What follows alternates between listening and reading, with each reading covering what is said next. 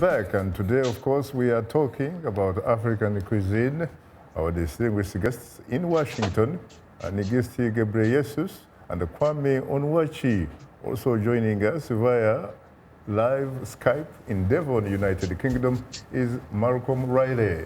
Well, I have to say, ladies and gentlemen, once again, I am profoundly honored and exceedingly humbled to have the opportunity to host the three of you on Straight Talk Africa. Thank you. You're most welcome. Now, obviously, you've been following very closely Malcolm. You said somewhere when I was doing research about you that your goal was, of course, to help the people in rural Africa.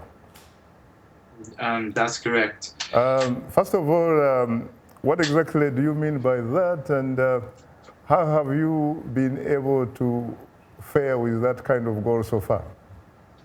Well, as you know, millions of people all across the tropics live on $1 a day.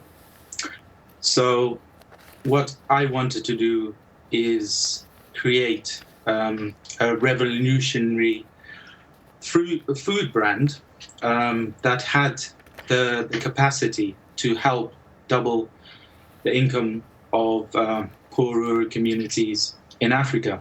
And when I grew up in Zambia and we traveled to a game park, perhaps on a safari or fishing expedition, and the baobab was in season, we would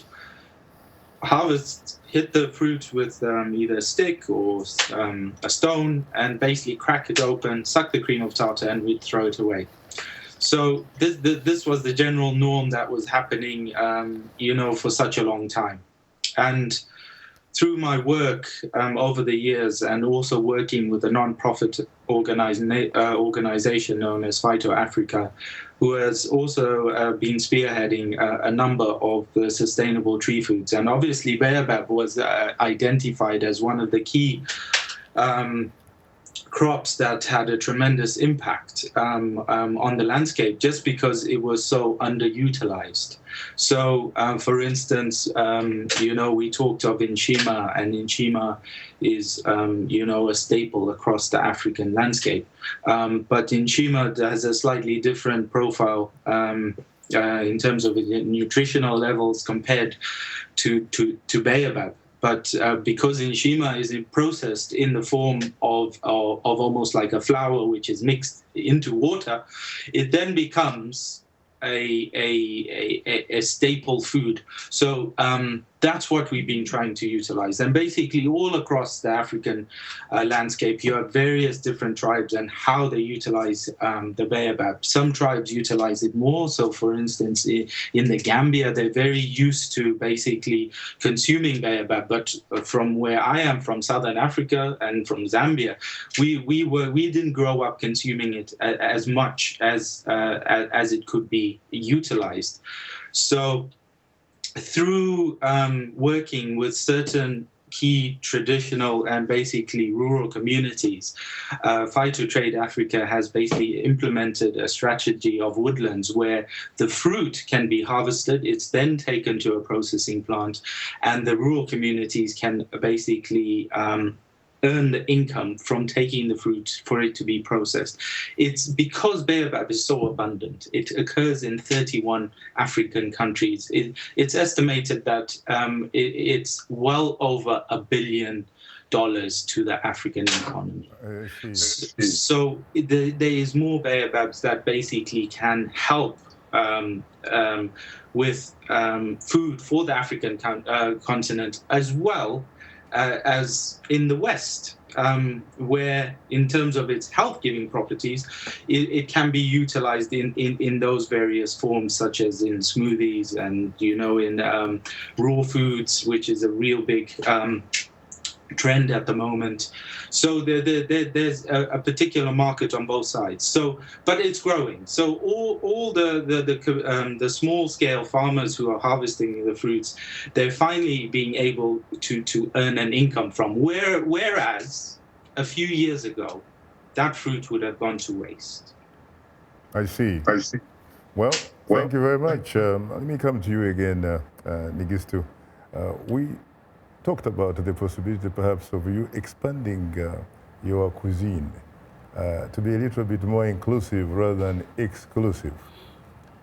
Are you sincere that you are in fact going to seriously pay attention to that? Because there is a lot of market for that here. I don't know whether you are familiar, for example, with the Kenyan brand, which is called Nyama Choma, Sukuma Wiki, and Ugari, which is like Nshima, really. And of course, I might add, for my own selfish purposes, Matoke.